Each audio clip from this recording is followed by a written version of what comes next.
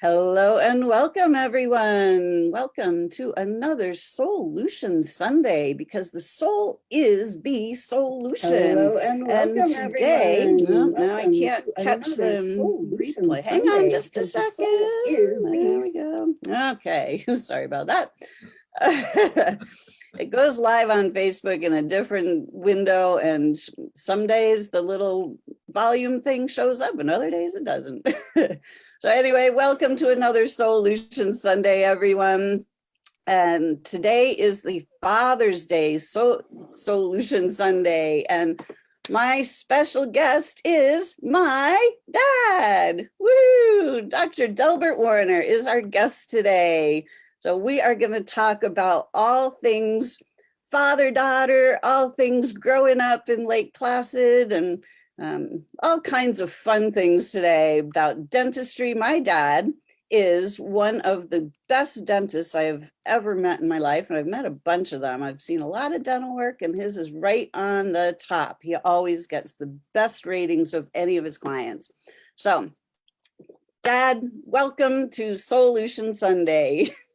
Well, thank you so much, Lisa, for even considering that you would have me on your wonderful program that you have every week, and all the programs that you're doing a wonderful job for humanity, and I'm so proud of you. And I do wish all the fathers out there happy Father's Day, and I'm just so happy to be here with you today, Lisa. I'm so glad to have you here too. You know, it's not every daughter who is on the light worker team, the awakening team, that has parents that understand them. And so I have at least one parent who is now understanding who I am and what it is I do. So it's super exciting for me to have you as a guest. Well, what you're doing is really necessary for humanity, because there's so many false teachings out there, and it just you are doing such a great job. I'm proud of you. Thank you. So for anybody that doesn't yet know my dad has been taking my courses. So he's been an active participant in the things that I've been teaching, and he has really come out of his shell in a major way, because probably a few years ago, we wouldn't have been able to have this conversation, really. You would have probably not wanted to and said, I don't have anything to share. Well, I still don't have very much to say, but I do have a little bit more than I used to. You've taught me a lot, Lisa, and we've become creatures of habit, and you helped me get out of that being a creature of a habit that I used to be. Beautiful. That's all we can ask of ourselves, right? Is to just move out of all those habits that have been keeping us back and holding us down. So all those habits that we have learned, we've been taught those habits. So it's really nice when we start to break free from them, and we start to see that there are far better habits that we can develop that are far more exciting, far more fun, and feel far better in our bodies. Exactly. So tell me a little bit about your growing up, Lisa, in Lake Placid. You were doing so well with your ice skating. You did got your gold medal in your figures, and very few people have ever done that. Yeah, well, I mean, there's not a whole lot, but yeah, for everybody who's listening, I grew up in Lake Placid, New York, which is the host of the 1932 and 1980 Winter Olympics. And I grew up there in the late 60s and in the 70s, and was there for the 1980 Winter Olympics. And Lake Placid was a really, really special place. It was considered to be the winter sports capital of the world, because all of the athletes, all of the most famous athletes would come and train in Lake Placid. And especially with the figure skaters, you know, because we had some of the greatest coaches in the world in Lake Placid. So we Yeah, had, they were, the ice arena used to run from 6 o'clock in the morning until midnight with the kids coming there to learn skating. And it was just, there were skaters all over, and there were special houses that would open up and feed and house the skaters that came there. And it was just a marvelous, marvelous place. But apparently it's all changed now. yeah, I've been gone from Lake Placid for a long time now, about 30 years. yeah, it has definitely changed a lot in 30 years. But, you know, one of the really super magical things about Lake Placid growing up at that time was that everyone was focused on the purity of the Olympic spirit. Everybody understood how amazing that Olympic spirit truly is. It was all about the purity of competition.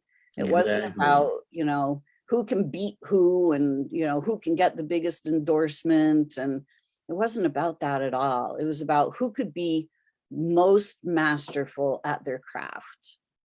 And that was a really amazing mindset to grow up in, you know, especially at the rink where, you know, Dorothy Hamill would come and train, Taller Cranston, John Curry, you know, all of the biggest names in figure skating history.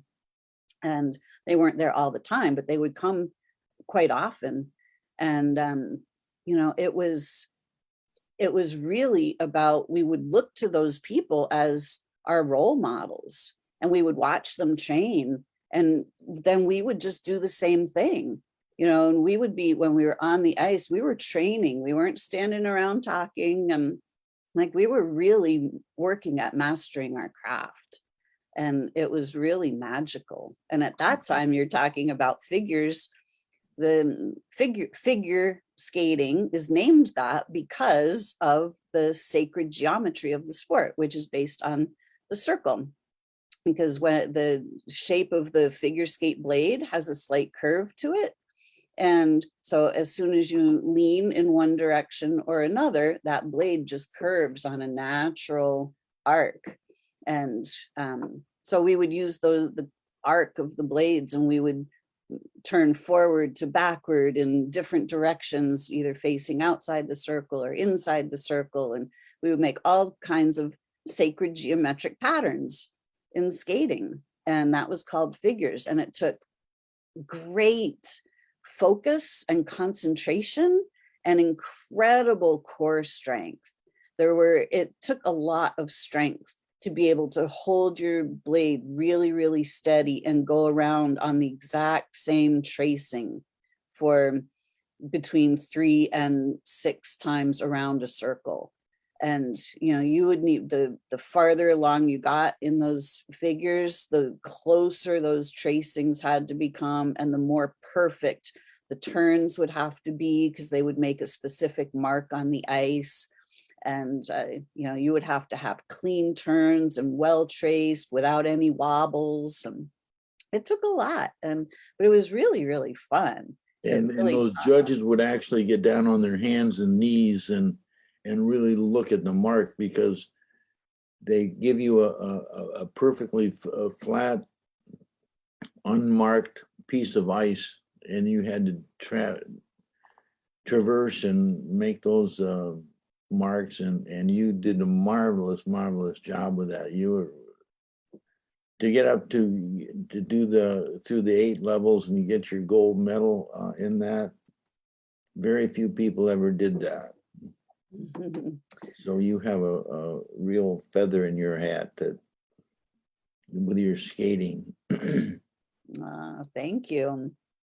Well, I tried to master my craft the same way you mastered your craft, dentistry. You know, you know, just being out in public and just noticing people. There are a lot of times when somebody smiles and you just notice like a tooth Like they're smiling and all of a sudden it's like, whoa, where did that one come from?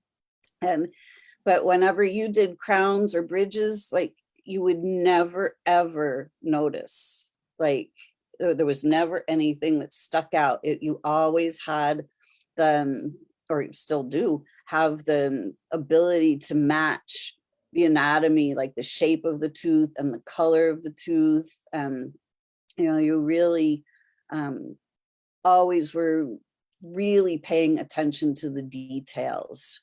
And you truly have mastered the craft of dentistry from that perspective. Well, a lot of that is just simply because you would want to have that for yourself. And so why would I want to do it for anybody else? Right? Any less than the best. But we never really ever reach perfection because perfection cannot be obtained, I guess. But anyway, that's the way I look at it. But Yeah. you just do your very best and do what you would do for yourself, your father, your mother, your sister, your daughter, your family. You want to do it for everybody else. Yeah. And you come from a family of carvers. Both of your brothers are wood carvers. And I remember when we were at the last family meet, we had a little family gathering, and I mentioned to one of the brothers, I said, it's so cool that all three of you are carvers. And he looked at me funny, like, your dad's not a carver. I'm like, yeah, he is. He carves teeth. And he was like, oh my gosh, you're right. I never thought about that. Where do you think you guys came up with that? Your three brothers, you three boys growing up. Well, my dad started out in life.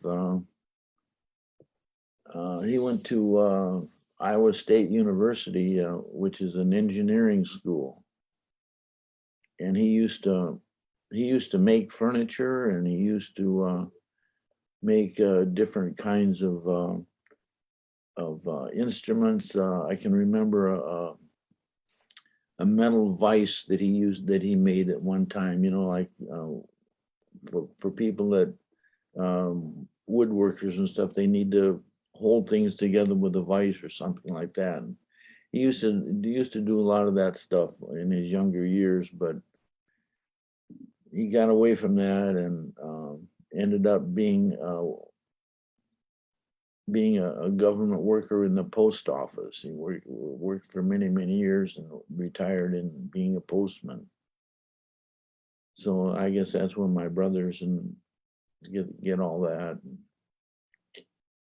But they do my older brother, who was 80, well, he'll be 88 now in another 6 months or so, but he still does some carving. And my younger brother, who is 80 something now, his hands he says his hands aren't all that good, so he doesn't carve much anymore. But I'm still doing a little bit of dentistry now and then, but I'm slowing down there too. Which is time for me to do that. Right. Time to get out and enjoy life. I was in the medical model, and I was, get my eyes tested and all that kind of thing. And the ophthalmologist was saying I was starting to get cataracts and I should get cataract surgery.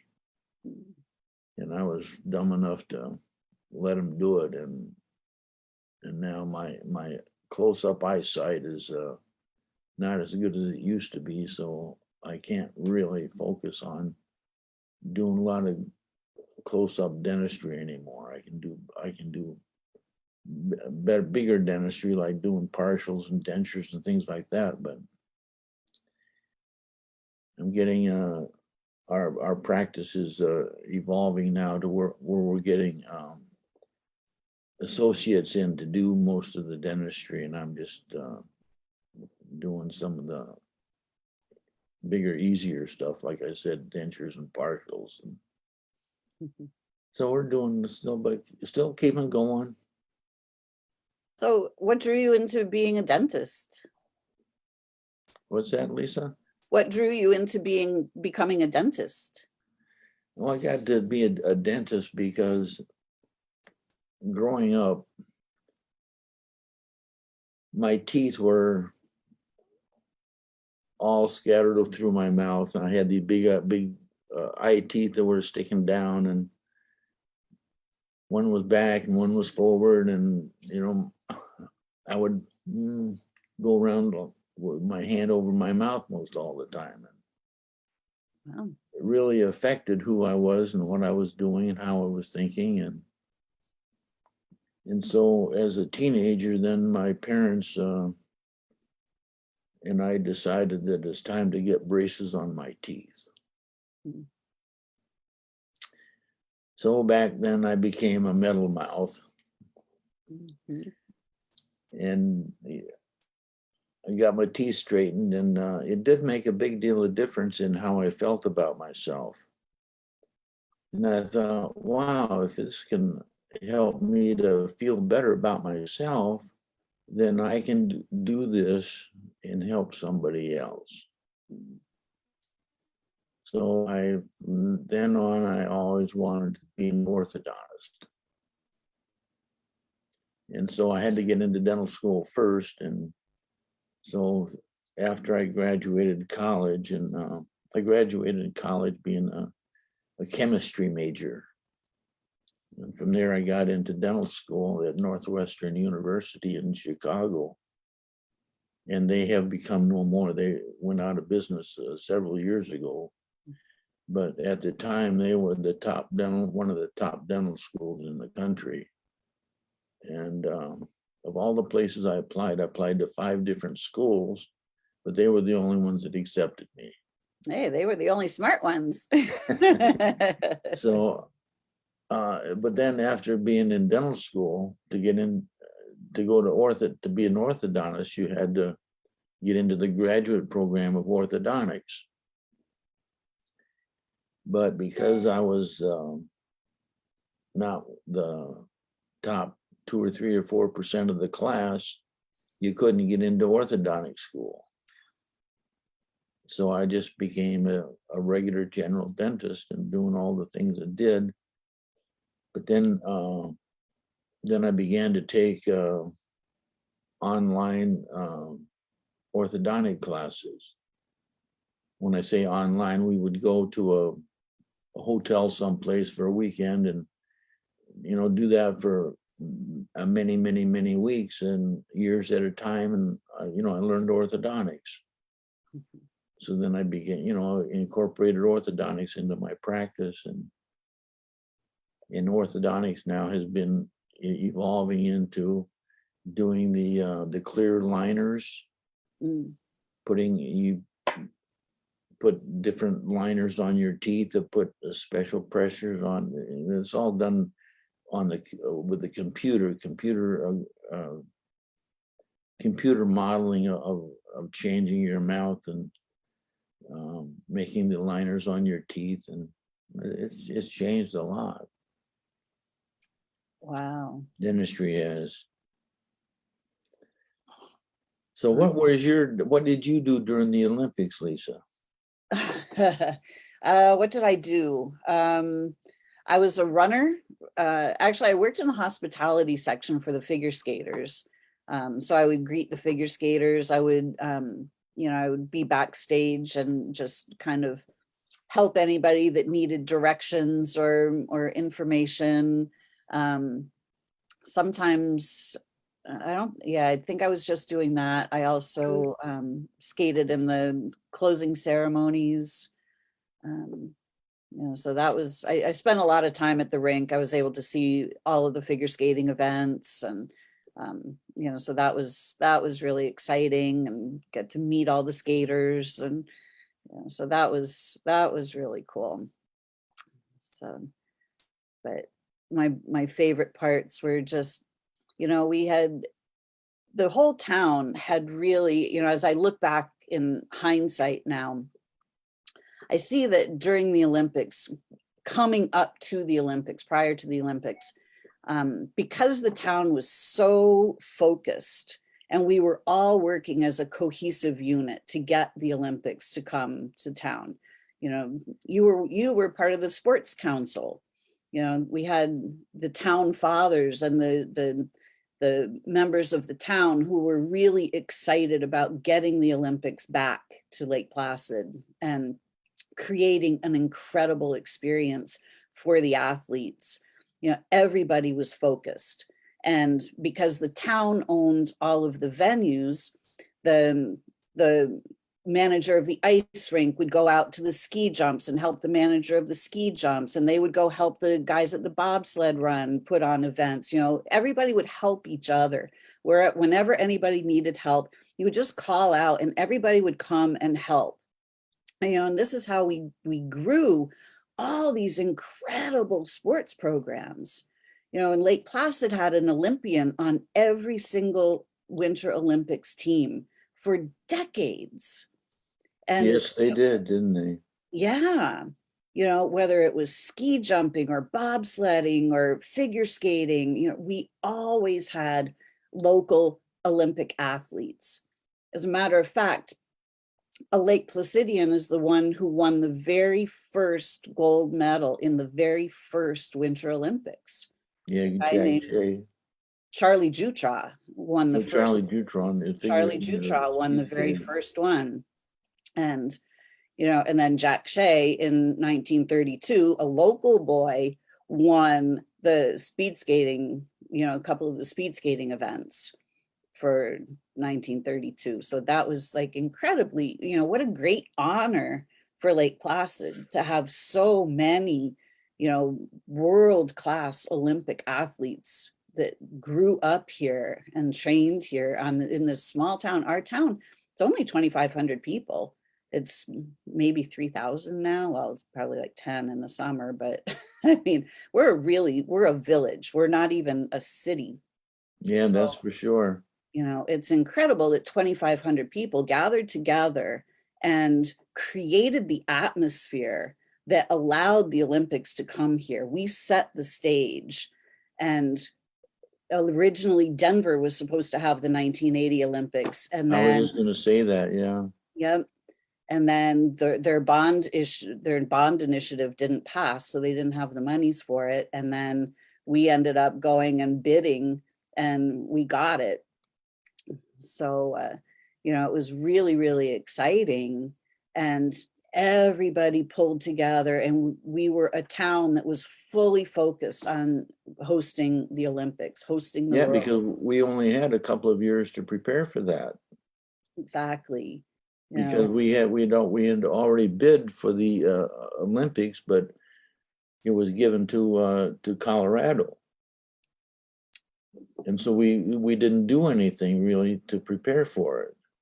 right. We had tried to get the 1976 Olympics, but Innsbruck beat us out for that bid. Yes, yeah, that's right. Yeah, so we had been Then we trying. bid again in night for the 1980. Yeah. So yes, it was back then. It was just real pure athletes. Wasn't anything about, now it's all technology and all show. Excuse me, all show, and Yeah. it's not about the athlete anymore. No, At least I don't think so. yeah. So with you know, the beauty of that was, you know, we have Keith and John and Katie and Carol and Kathy. Hey, oh, Joyce. Hey, Joycey. Welcome everybody. Thanks for tuning in. So yes, thanks for tuning in. Appreciate you all. For sure. So in 1980, Keith just was mentioning that's the Olympics where the US won the gold in hockey, right? You're exactly right, Keith. So, you know, we had set, because Lake Placid had set that energy, you know, everything is energy. People don't really quite get this. I didn't understand this at the time, but looking back, I really see that we had set the energy of pure competition here, because everything about it was about becoming the master of your craft, becoming a masterful human being, a gracious, kind human being, and becoming masterful at your craft. That's really all about the Olympic spirit, right? It's about the purity of competition. That has kind of gotten lost over these years. And Yes. back in 1980, it was during the Cold War, where, you know, the Russians were the bad guys and the US were the good guys. And, you know, the Russian hockey team was referred to as the Russian Red Army. And Yeah, they're a professional team. That's all they ever did was play hockey. yeah, exactly. And our Olympic hockey team, it's a bunch of college kids, just this ragtag team of college kids who were just awesome skaters and loved hockey. And up until 1980, the Russians had just been slaughtering them at all of the at the majority of their games. And when it came to Lake Placid, the energy here was so high, it was so pure. There was so much love here in this town. It was absolutely magical. It really was magic. It I've was never felt anything like it. never, right? Everybody, they closed the main street, the athletes, the reporters, the public, you know, everybody would just walk down Main Street. The athletes would walk down, everybody like, hey, high five. And everybody was trading pins from all the different countries. The athletes would come with their pins, and people had little tables set up, you know, for pin trading. And you'd walk down the street and go, oh my God, I love that pin. Will you trade with me? And just, you would, whether it didn't matter whether it was a famous newscaster or a celebrity or an athlete or a spectator, just everybody got along. And it was truly incredible. So when it came time for the hockey, you know, the Russian Red Army came in to just decimate everybody. And they just assumed, because they had been just walking all over everybody up till now, they just assumed that it was going to be the same way. But they never factored in the energy. And, you know, when we look at energy, high vibration always overrides low vibration. And the Russian Red Army that's a pretty low vibration when you're like going to just crush the enemy. And that high vibration, that excitement, that enthusiasm, that joy, that love of your sport, high vibration over low vibration. And we ended up with a miracle on ice. It was spectacular. It sent a message all around the world that anybody who is, you know, the US at that time was really all about democracy and freedom. And Russia was really all about tyranny and communism and putting the people in their place, while the US was all about that freedom, the American dream. And at that hockey game, that message was sent around the world, that the American dream, the dreamers, the ones who hold the dream in their hearts, can override any of that other vibration. I have never felt the energy of that hockey game. I mean, I was privileged to be in that arena at that time, because it's just undescribable, the amount of energy, and that's the only thing I can say is the energy that you felt was just amazing. And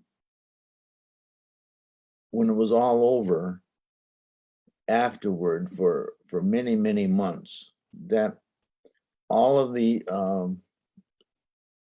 shop owners on Main Street, and that's the only thing we have with Main Street. There wasn't any other street where anybody had any businesses or anything, but they all had televisions in their shop windows, and everybody was playing that hockey game, and people would congregate in front of the windows and they'd be watching that hockey game. It's just amazing how that hockey game transformed everything. And I'm so privileged to be able to say that I was there. You were the dentist for the game, weren't you? Well, at the time, at the Olympics, the Olympic code was that you had to have a physician, a dentist, and a nurse at all of the venues. So there was a dentist, a physician, and a nurse at the hockey, at the speed skating, at the bobsled, at the mountain for the skiing and all that kind of thing.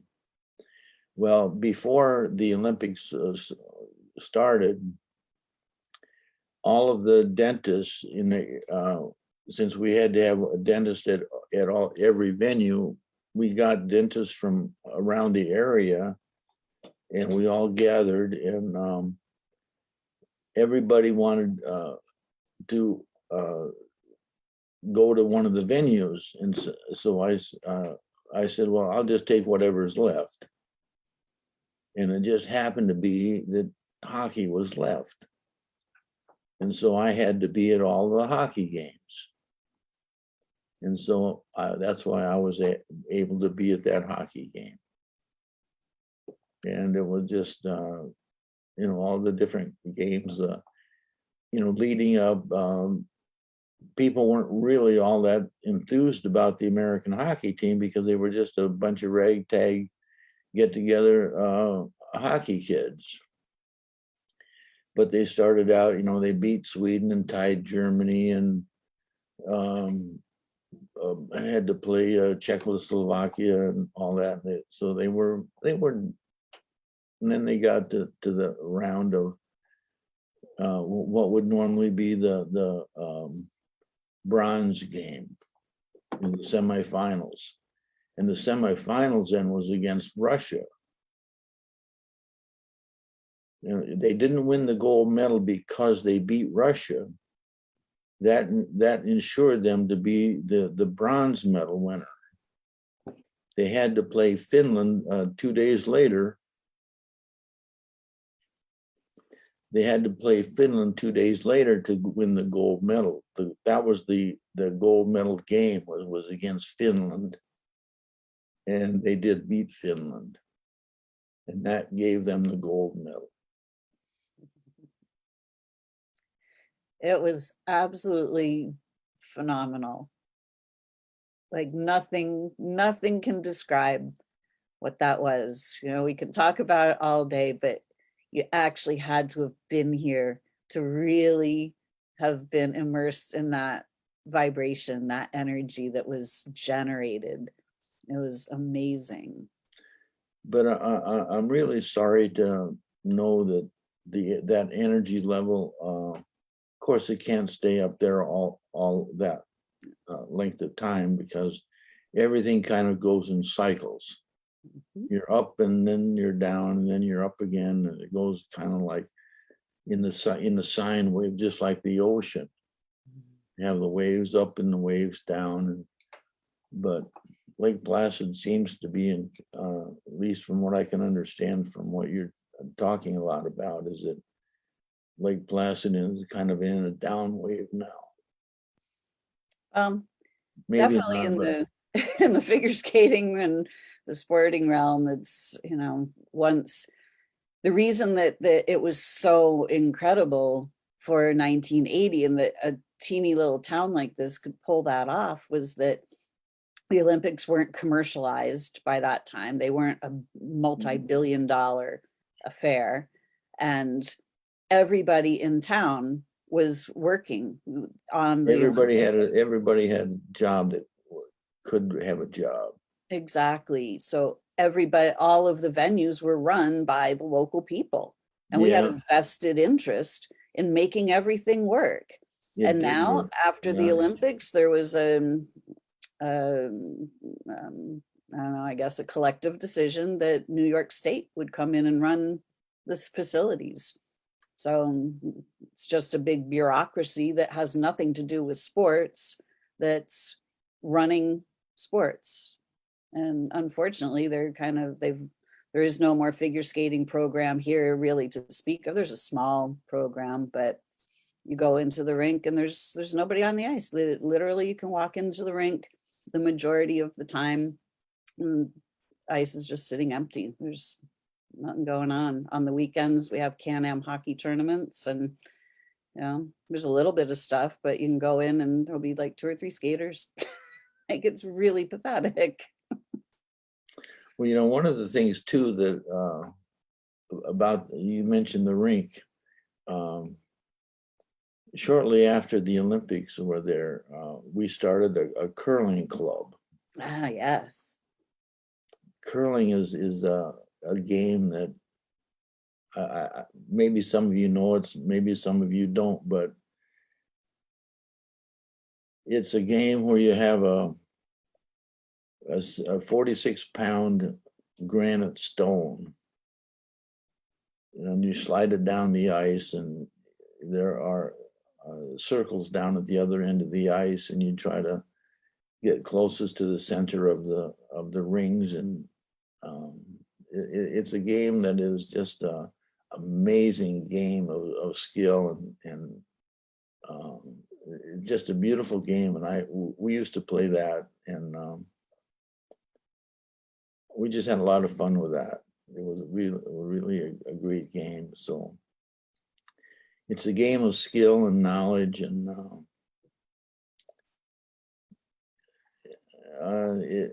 what do I say? It's just a marvelous fun game. Yeah, I think they still have that in the Olympics, if I'm not mistaken. They have it in the Olympics. It is an Olympic sport now, and they do that, and it's very competitive. It's really, yeah. I only was able to try it once, but it was really cool. It was a very interesting game. But at the time, we did have the U.S. men's competition in Lake Placid at one time. It was fun. We had, they came from all over, a team from Los Angeles, and teams from Minnesota and Wisconsin and Connecticut and around, and we used to go, the club that we had there in Lake Placid, we used to go to the competition is called a Bonspiel. And so these competitions, we'd go to Bonspiel in Albany, New York, and down in Philadelphia, Pennsylvania, and in different areas, and just have a good time. A lot of fun. Yeah. Lake Placid was it still is, but it was such an incredibly unique small town. I felt really privileged to grow up here, because even though I never traveled when I was a kid, the world came here. Everybody came to Lake Placid. You could walk down Main Street and you could hear multiple languages being spoken. We're very close to the Canadian border, so it's really common to hear French Canadian being spoken, but you would hear all kinds of other languages with athletes coming here to train, and it was a really, really diverse, multicultural little town. And exactly. We had people from all over the world come to be there during the summertime to just do a summer there, because like in the cities in Boston, New York, and places like that, you just get really hot and humid, and people didn't like to be there, so they would come Mhm. to the cool Adirondacks, Lake Placid, and it was so much fun. People would dress up in their nice dresses and suits, and they'd walk up and down Main Street in the evening after dinner time. You just, like you said, you hear a lot of different languages, and even in my dental practice, I used to see people from all over the world come in. They'd have a problem or something. We'd help them out. Yeah, it was really a magical place. So we've got everybody saying, Joyce saying Happy Father's Day, Delbert, Kathy, Keith. I'm feeling the spirit of high vibration at the Olympics from the two of you. Michelle saying she's getting her Delbert fix today. Happy Father's Day. She misses you. Well, happy Father's Day to all the fathers, and to you too, Keith, and to the fathers of all the people that are listening today. And thanks for putting up with us today. We're having fun, Lisa and I, just chatting about all the things. But Lisa, I wanted to see if I can get you to talk a little bit more about. I know you have in the classes that we've been doing together that you have overcome cancer on your own without doing the medical model. And through your classes and teaching, you have really helped me to learn a lot about the medical model and what's wrong with it. And from there, I have been doing some research of my own and listening to different people. But tell us a little bit more about the medical model.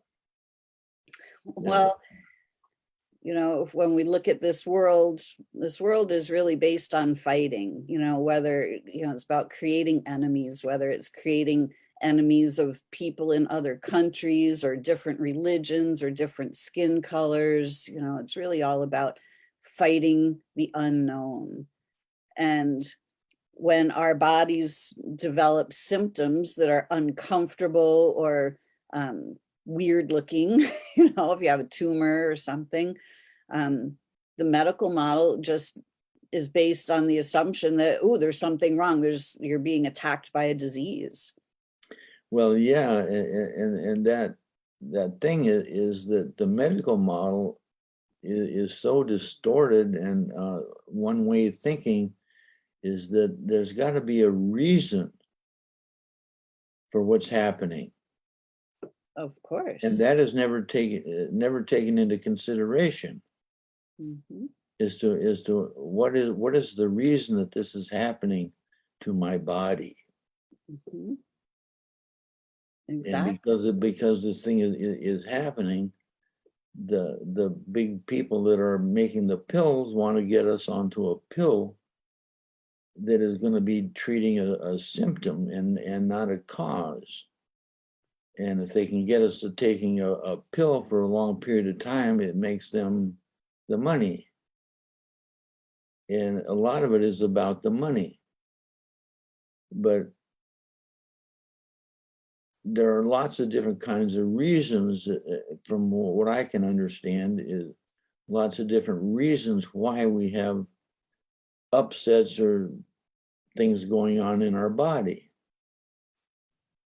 Absolutely. And one of the things that you have been getting me to understand and to start to study a little bit is about the German New Knowledge.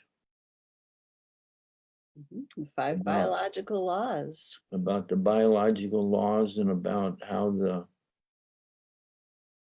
the body is shocked in some way or another.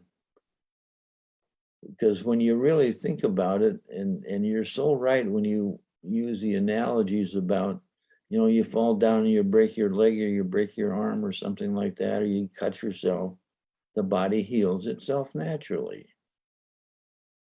You know, you break your arm, you set it, and you wait for a few weeks, and your arm is back together again.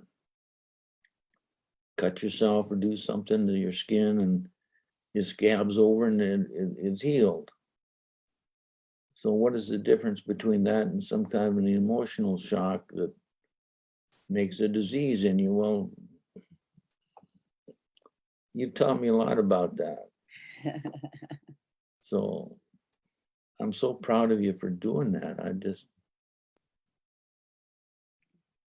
Thank so you. when we have to be thinking about how the mind works and because if we don't change the way we're thinking about something, that something will stay the same. And one of the things that you talk about in your teachings is about thinking, about just sitting and contemplating and asking yourself questions about what do you have to know about things to change the situation. Well, yeah, that's very, very, very, very true. And most of us won't do that. Yeah. Most people just go along, you know, we have our mind. You know, we think we have we just have our sight, our smell, our touch, our taste, our feel, and our hearing, and those are the senses that we live by. These are the senses that we gather our information in. But you know, most of us, one of the things that we don't understand or use is our memory, our perception, our will, our imagination, our reason, our intuition. All of these are in subconscious mind. And we don't use that. We just live by mostly by hearing and seeing. Mhm. And we're just fed constantly what other people want us to hear. And so if we don't question what we see and we hear, how are we going to change our lives and how are we going to be better people? We're just going to be like dumb driven cattle. So I'm really pleased and proud of what you're doing with your classes about helping people. And the people are really responding. I mean, I've seen some, when we go to your classes, I just kind of sit and listen. And I have a great admiration for the people that I've been associated with in these classes, that they open up and they really express what they're feeling and how they're seeing different things and how they're changing and their interaction with each other. And it's just a real privilege for me to be able to sit and in on your classes. You know, your classes aren't free, and so we're all chipping in and helping you as our teacher guru.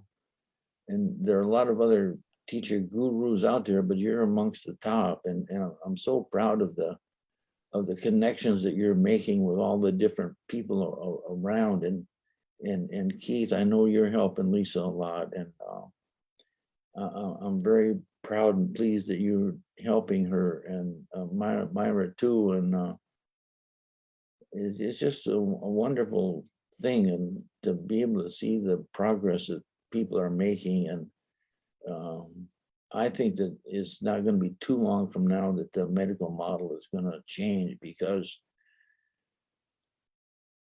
our health and our body is it's all about lifestyle.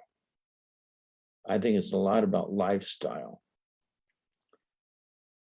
You know, we don't want to be sitting around just sitting on the couch eating potato chips and stuff like that. We need to be out exercising. We need to be out in nature,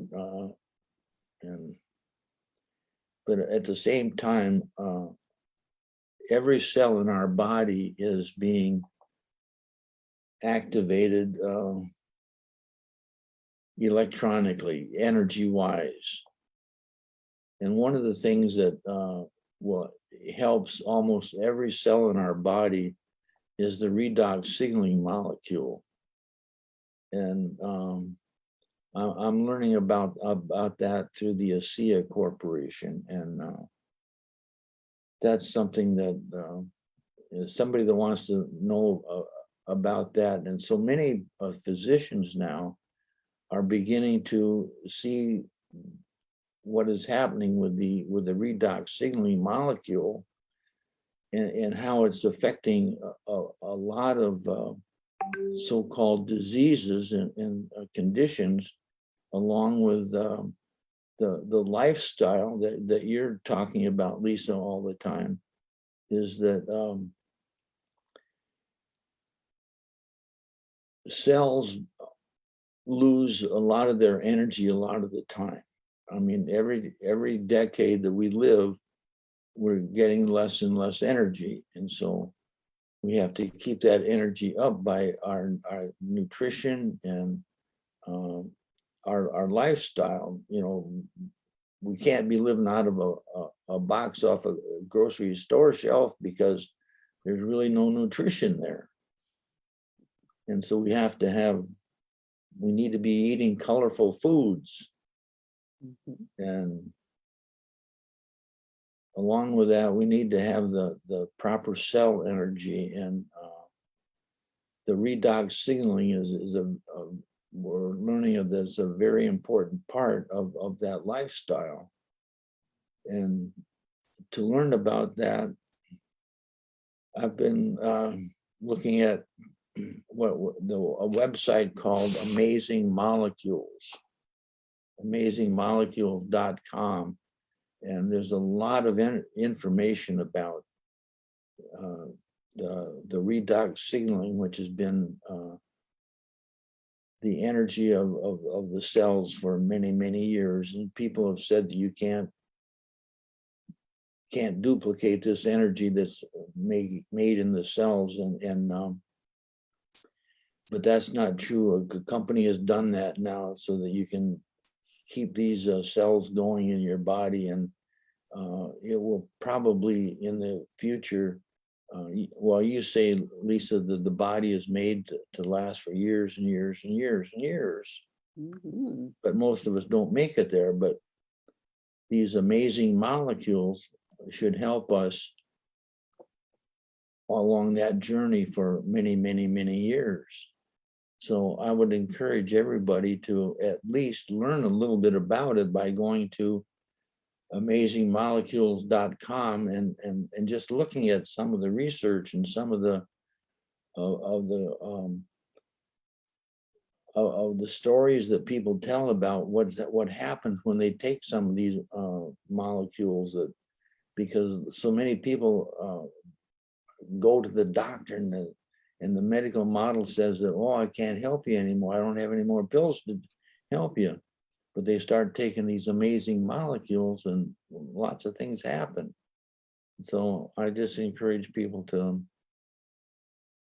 at least look at it to see because they can maybe help somebody. But Lisa, you're doing such a wonderful job. I'm so proud of you. Likewise, I'm so proud of you. You're an amazing student, and you've been really taking on all of this information and utilizing it, and starting to apply it in your life. And your energy has changed so much, and you are really coming out of your shell, and you're starting to really light up the world. And all of these people here are just so excited about our conversation. And everybody is saying, Keith is like, teach it, Delbert. Awesome. Marcy says, pleased, quote, pleased and proud of you, Lisa. Your dad's words to you. What a gift this session is. Thank you so much for sharing this with us. And Keith says, if it comes out of a box, it doesn't belong in our body. no prana in a box. That's right. Yeah, exactly. Let's see what else we got. Oh, Keith, and sign up for one of Lisa's courses. Awesome. Oh, John says you two are a divine gift from God. Branny, awesome. So yeah, it's really a privilege to have a dad that is excited to participate in what I'm teaching. And it's really, I'm not really teaching. I can't really say I'm teaching. I'm just pointing people in a different direction. Like, hey, look over here, because you were talking about earlier, we're just taught, we're spoon fed, we're taught what to believe. And we're taught that there are experts and that they're the ones that have all the answers. So there are experts in international relations. They're the ones that are creating wars. There are experts in banking, and they're the ones that are making all the money. Like, that are taking all the money. There are experts in medicine, and they're really into pharmaceuticals. They're making a lot of money. Being experts in medicine and being experts in biology, two totally different things. So our bodies, when we trust the experts, we end up in war, we end up in poverty, we end up with pollution, we end up with all this world that is kind of a living nightmare. But when we start to trust ourselves, when we start to tune in and look beyond what the experts are telling us, look beyond what the newscasters are telling us to look at. When we start looking in a different direction, like for me, when I was facing quote unquote cancer, the chemotherapy thing, that scared me far more than dying. I would rather just die naturally than do that. Like, I was terrified. So I looked in the opposite direction. And when I looked in the opposite direction, I saw a completely different set of circumstances and to choose from. And I realized suddenly, oh my gosh, we're not being attacked by diseases. That's not what's happening here, people. Yeah, you're looking at things from a different perspective. Yeah. And, people think of, like a different perspective, like if there are only two perspectives, a right perspective and a wrong perspective. No, we're not talking about right and wrong. We're talking about higher self, lower self, the perspective that we've been taught, as part of the dumb driven cattle that you were talking about. They do call us a herd, So we've all entrained in that herd mentality. It's like, here's what we've heard, and so this is what the answer is, because we heard that's what the answer is. Maybe that's why they call us the herd, because we just do what we've heard. But then when we start to look in a different direction, it's like, wait a minute, we actually could just all be living at peace, because I have no interest in creating war with any other country. Do any of you guys? I'm pretty much sure that nobody listening to this has any interest whatsoever in waging war with somebody they don't even know in another country, right? So we could live at peace with each other, and we could actually live at peace with our bodies, because we have been taught to not trust our bodies. We have been taught that our bodies are broken and that they need pills and shots to fix them. And you know what? It's not true. Plain and simple. True. It just isn't. Because when we start looking from our higher self perspective, the soul's perspective, and we start to see that we are souls in bodies, the body is simply responding to whoever's driving it. And if we're just driving it with the cattle mentality of, oh, I heard this is true, well, I better do it. It's like the soul is going, hey, hello, that's not what you need to be doing. You just have to learn to question. Exactly. You got it. Wow, everybody is just, John says we need to deprogram the human programming. Humanity programmed us from God's gifts. I am consciousness. Yes, we are all the I am. And Keith, love is the answer. Absolutely. So it brings us back to peace within ourselves, internal peace, external peace. It's time to bring heaven back to earth by becoming at peace. And you know what? Peace begins right here, making peace with our own bodies. Exactly. When we learn to trust our bodies, the reason why the broken arm heals, the cut on the skin heals, is because we know that it's going to heal. We understand why our arm broke. Oh, I fell down the hill and hit a rock. My arm broke. It was clear why the arm broke. Oh, I cut myself with that paring knife the other day. It slipped. Oh, I know why I have a cut on my finger. Like, it's clear, but we've never been taught why our bodies are doing what they're doing. We're not taught about the emotional wounds. We see the physical wounds and we Exactly. trust that the physical Exactly. wounds will heal, but we're not making the connection between the emotional wounds, the ones that hurt us from the inside, the ones that wound us on the inside, that we then just carry around because we don't want others to see how wounded we are. So then we simply don't make the connection between the internal wounds and what's going on in our bodies. Once we make the connection and we see that there's nothing wrong with our bodies ever, we stop listening to those experts that are billionaires and millionaires because of our wounds, and we start tending to our own wounds. And we start realizing that all we have to do is bring our consciousness back into alignment, let go of those, and we heal. Beautiful. Dad, thank you so much for joining us today. Well, it's been a lot of fun, Lisa, and I thank you so much for considering having me on. And I just thank everybody for listening, and wishing everybody a happy Father's Day and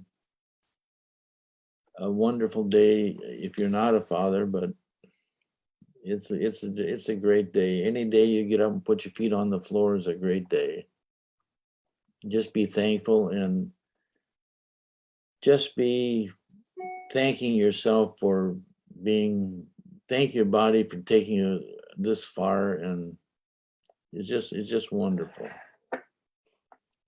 Thanks everybody for being here today, and I wish you all a wonderful, wonderful day, a wonderful week, and a wonderful year. Indeed. Thank you all so much for listening today. This has been such a pleasure having so many of you join us for the conversation today.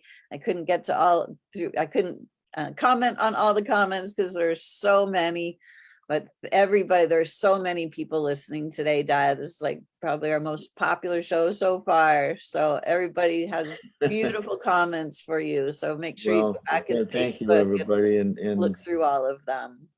My love goes out to all of you. So everyone, thank you so much for meeting my very, very special dad who has a heart as big as the universe.